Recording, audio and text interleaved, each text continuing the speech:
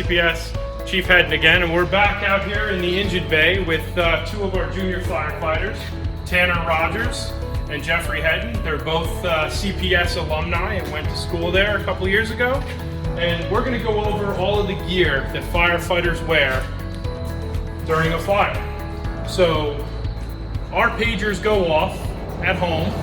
All of the firemen come down to the firehouse and we convene here. We get our gear on. We jump in our fire apparatus. And on the way to the fire, we finish gearing up by putting on Scott packs and helmets so that when we get out of the truck, we're ready to go and ready to fight a fire. So I'm going to gear these two gentlemen up right now. The first thing they're going to do is they're going to put their hoods on over their heads and pull them down. These are like a winter face mask that they're going to wear. It protects their neck and their head from fire. Then they're going to step into their turnout boots. And this is going to take a few minutes. They're going to pull them up. They're going to button them up.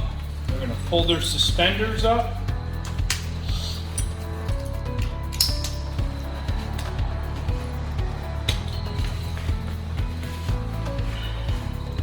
That's to keep all the weight up on their hips and off of their bodies, so when they're fighting fire, they're free to move around. Then they're going to take their jackets and they're going to put them on to cover their upper body and their arms.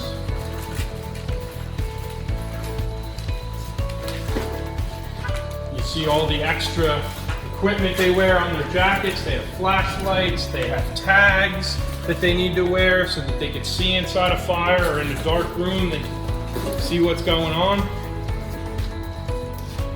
After that, they're going to take their air packs, and for now, they're just going to put them over their back so that they can put them on their back. In the truck, they're mounted in the seats. They would put them on the way to a fire call, and they would stand up right out of the seat and be ready to go fight a fire.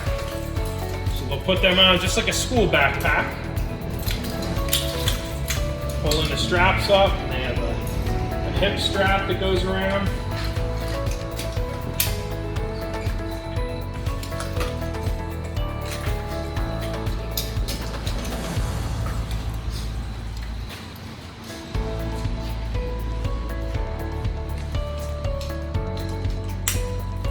Pull all those straps tight so that they're carrying all the weight on their hips and not on their shoulders.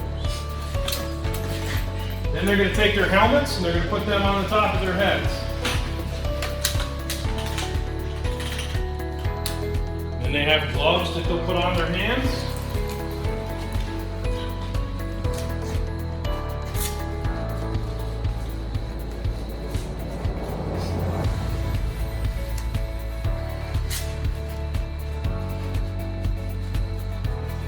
They're geared up and ready to get off the truck and assist anybody with the fire call or investigate a fire alarm. Now, if there actually is a fire, they're going to have to put these masks on, and they're going to have to breathe air out of the packs and from the tanks that are on their backs. These packs weigh about 40 to 60 pounds, depending on the pack design and the bottle design. Ours are right in that area. So we're going to turn these on right here, and they're going to make all kinds of noises. Make sure.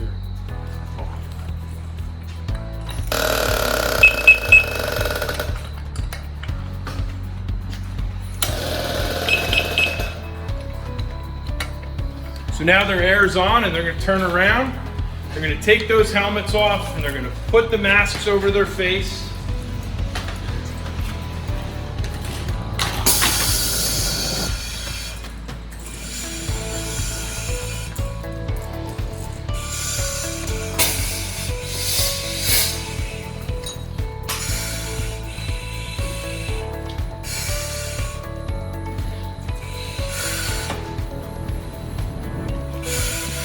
Then they're going to pull those hoods up over their heads and around their face masks so that they seal in their necks and their heads.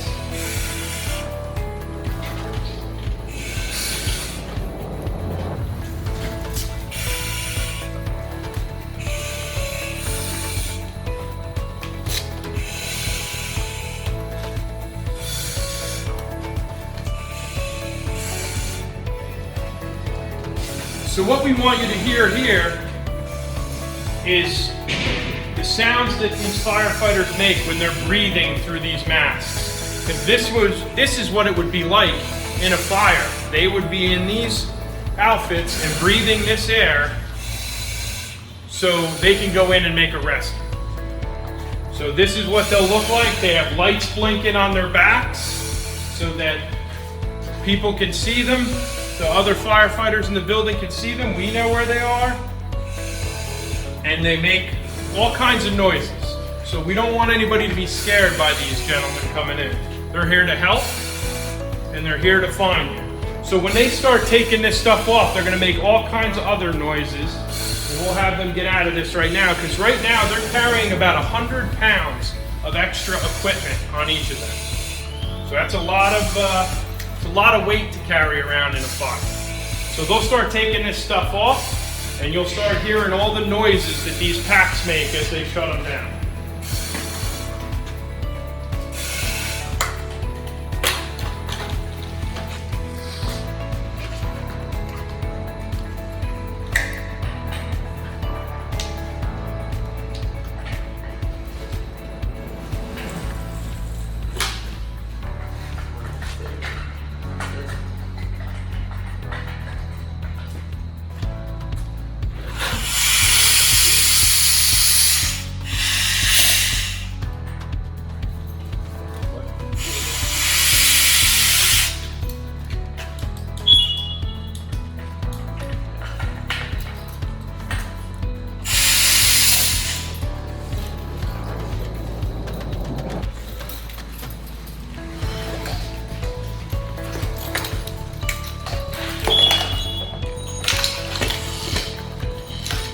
So all the beeps and the air that you hear is a warning to the firefighter that their tank is getting low on air.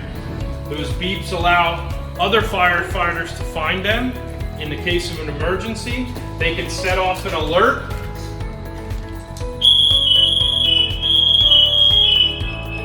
so that other firefighters can flock to that area and help them and assist them to get out of destruction.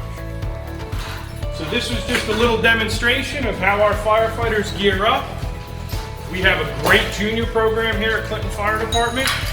You guys are a little young, but at 15 years old, we start training young firefighters who are freshmen in high school to become active members of the Clinton Fire Department. So we're gonna go on a virtual tour here of our fire truck, Squad 45 at Clinton Fire Department. So this is our crew compartment. We could fit 6 firefighters on the way to a call. Each firefighter sits in a seat in the compartment. There's Scott packs in each seat. That's the air packs you just saw the young gentleman wearing. We have flashlights, we have a large light to help our firefighters see, and we got some radios up there so we can all communicate.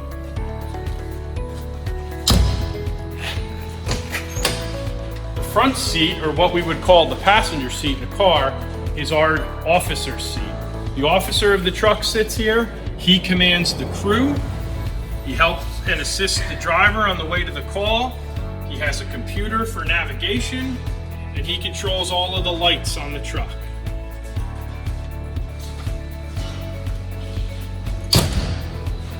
We'll move around to the front bumper quickly. We have a large front bumper with many hose loads. This truck ventures out to Route 78 through Clinton a lot. And we have some loads here that help us to fight car fire so we don't endanger ourselves by putting hose lines in the lanes of Route 78. We also have a large diameter hose load that we could go to work with very quickly to knock down a lot of fire and structure fire.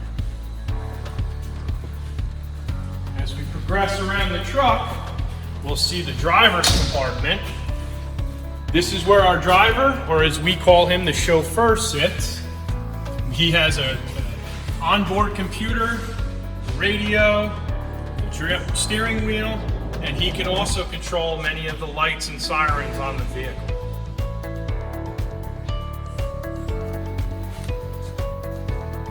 As we move back on the fire truck, this is our pump panel.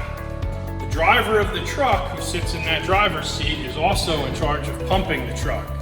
He's the operator and the chauffeur. So once he gets to a fire call, puts the pump in gear, and he allows water to come into the pump, water to go out of the pump, connected to cross-lay hoses that are pre-connected to the truck, or he can discharge through any of these discharges all around the truck to put out water, to put out a fire.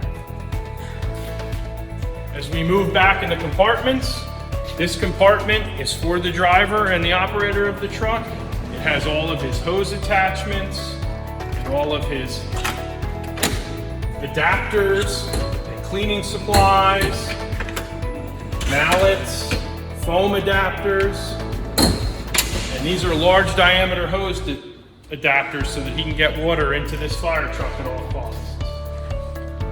This compartment is our EMS compartment. We have an AED for a heart attack. We have a medical bag, some tarps and some runners so we can cover things or protect floors. And this is a high-rise pack. If we have to go to a large building, we can carry hose in that's not pre-connected to the vehicle. This compartment is our overhaul and rescue compartment. In this compartment, we have many tools that will assist us at a motor vehicle crash or overhauling a building. We have hooks, saws. On this side, we carry axes and the jaws of life.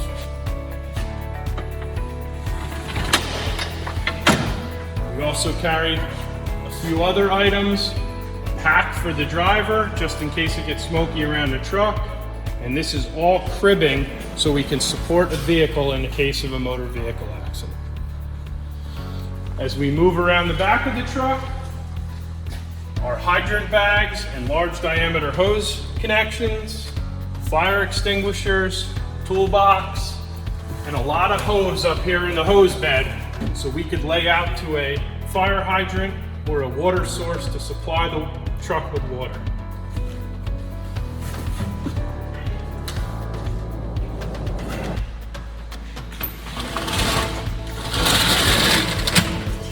On the passenger side of the vehicle, our rear compartment is our saw compartment. We carry numerous saws on this truck so we can cut concrete, steel, and even trees. We carry some more extinguishers and fuel for the saws in this compartment.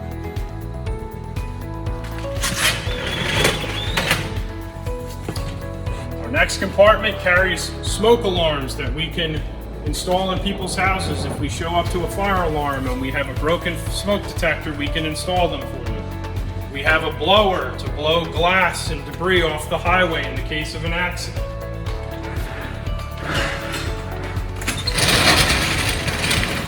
In our last compartment on the truck, we have a lot of safety rope. We have a Scott pack. In the case of a downed firefighter, we can go in and put a Scott pack on that firefighter and help them to breathe. We also have a pump and an exhaust fan to ventilate smoke and hot gas out of a fire. And that's pretty much a virtual tour of our squad here at Station 45, Clinton Fire Department.